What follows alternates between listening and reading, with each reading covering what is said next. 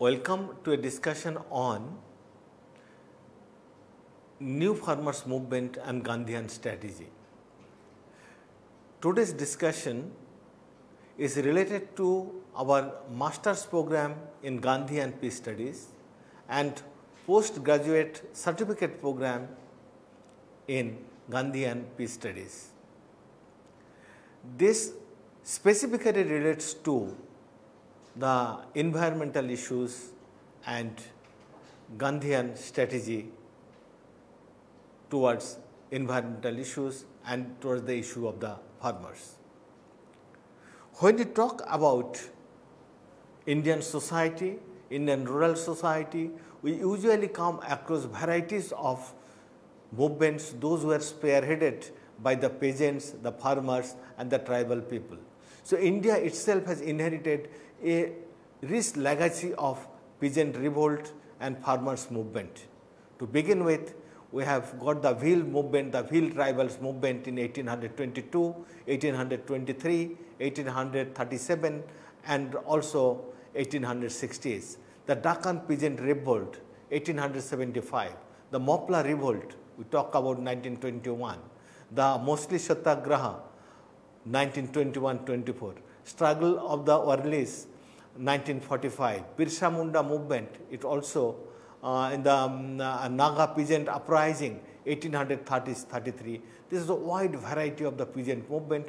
Within that we find when Gandhiji came into the scene of Indian independence struggle, he also started his political career by participating in the peasant movement, spearheading the cause of the peasants, the Champaran movement 1819, the Bardole movement, the Khera movement. So, the Gandhiji was quite explicitly present in that movement. Then we find varieties of the peasant movement, those are spearheaded by the Marxist and the socialist. The Telangana movement 1946-51, the Tebaga movement 1946-49. Then we find Kangdo Satyagraha, Naxalbari movement, the Lalgarh movement. These are the movements widely spearheaded by the Marxists. Then we find the arrival of the farmers movement in Uttar Pradesh, in Karnataka, Maharashtra, Punjab, Gujarat and also in Tamil Nadu. At this stage, we will be needing a kind of clarification to understand who are the peasants in the society and who are the farmers.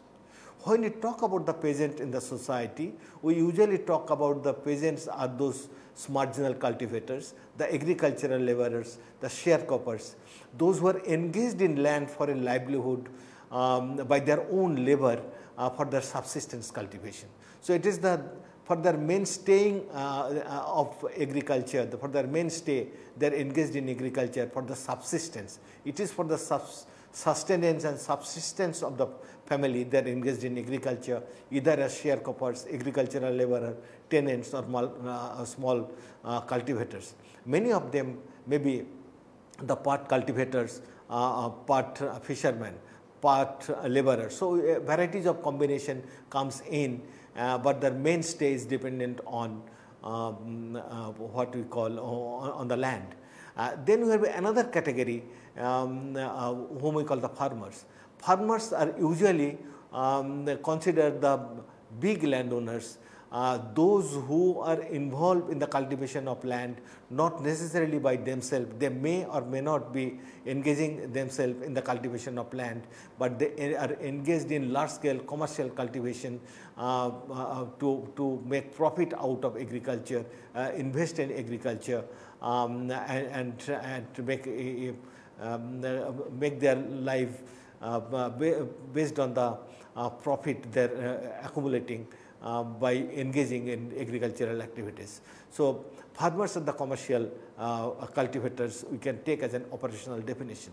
In Indian society, we are usually having three categories. We call it the Malik, Kishan and the Mazdoor. Malik are the people, those who are the big landowners. So, it is the farmers belong to the category of the Malik. Kishan are the people, those who are engaged in the cultivation may or may not be for the profit making, may or may not be only for the subsistence. So when you talk about the Kishan may be a farmer, Kishan may also be the peasant. It will dependent on the motives of that cultivation.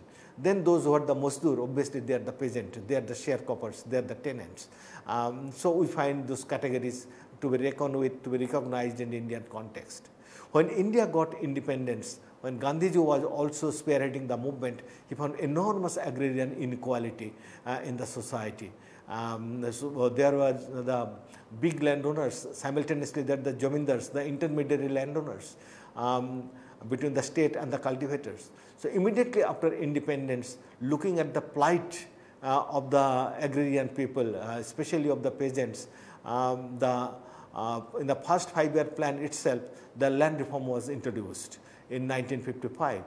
The land reform law widely prescribed 5 objectives. Number 1, abolition of the intermediaries. The jamindars, jotedars, those who are the big absentee landowners, they are abolished. Number 1, jamindari system was abolished. Second, all cultivators are brought under the state, because directly they got the land from the state. There was no intermediaries. So intermediary system was abolished. Then ceiling restriction was given that nobody can possess land more than 25 acres of land, nobody can possess. So ultimately it was also brought down in 1971, it was brought down to the 17 acres of land. No farmer can have land more than 17 acres. After the land ceiling, it came the third objective, distribution of the surplus vested land among the landless people. So those many of the people, those who are the landless or semi-landless, lands are distributed among those landless people. And the fourth are the productivity from the land and the tenurial security. So it was widely talked about. It is not simply the land distribution. There also to be more productivity from the land, because at that point of time, a huge proportion of Indian population was dependent on agriculture, both for the wealth generation and also for generation of the employment. That land reform, the philosophy of the land reform continued, and in many parts of the country, especially in West Bengal and Kerala, these were strictly implemented. But simple land reform has not brought productivity to the land, because India was experiencing a huge food shortage in mid-1960s. And many of the agricultural specialists, especially from United States and other countries, they predicted that millions of Indian people are going to die because India is going to have enormous food shortage. At that point of time, starting from mid-1960s, the Ford Foundation started planning under the leadership of famous agricultural scientist of India, M.S. Swaminathan, to plan for introducing a new agricultural technology in some selected areas of the country as on an experimental basis. So it was the Punjab, Western UP, Haryana become the northern part, then some parts of Maharashtra, some parts of Tamil Nadu and Karnataka become the sites of experimentation. And gradually, within few years, we found that India introduced a lot of technological innovation in agriculture in terms of tractors, in terms of weedicides, in terms of thresher, harvester, and also simultaneously new biochemical innovations, high-yielding variety seeds, high-yielding crops, those, and also chemical fertilizers, pesticides, weedicides were introduced in the land, and we found by 1971 the huge kind of increase in the productivity of the land took place. And those increase in the agricultural productivity, that innovation of or introduction of new technology is widely termed as green revolution in Indian agriculture. And that created a phenomena of increasing agricultural inputs, the changing production relation in agriculture, and productivity increased in that way, that is before 1960s, per hectare productivity from the land was to the extent of roughly around 9 to 10 quintal. It increased to more than 22 quintals per hectare. So, quantum increase in the agricultural productivity. With this increase of agricultural productivity, the new kind of organization of production of agriculture started coming in, new aspiration of the farmers started coming in. Also they started articulating their new kind of aspiration along with new kind of strategy for their increase of agricultural productivity. Also they generated new kind of demand from the state and the society for their social well-being and well-being of the farmers specifically. Farmers movement is also, many of the social scientists talked about the farmers movement as a new social movement, and also because it is the farmers, it is not that farmers those who were existed pre-1960s, it is a new variety of the farmers. They have appeared in the society with new kind of outlook. They have introduced new modern and new technologies in agriculture. They have tested the productivity, high amount of productivity. They have also generated, they have also got new kind of aspiration. So, new kind of aspirational farmer we find it, and they have also produced new kind of social movement founded on Gandhian philosophy of non-violence, Gandhian philosophy of negotiation, and also at time fulfilling varieties of the social needs. So, what we find that many of the elements of farmers movement also linked to the new social movement, because it is created a new kind of identity in the society, and many of these identities are founded on the philosophy of non-violence, subjectivity, morality, and obviously a kind of mobility in the society having interlinkages with the formation of the local need and the global concern. What we find that is the new social movement, the farmers movement, is founded in many ways with the Gandhian philosophy of non-violence and Gandhian strategy of mobilizing the people. And many of the farmers movement, because farmer movement started spreading from Punjab, UP, Haryana, then Karnataka, Tamil Nadu, and also in Maharashtra.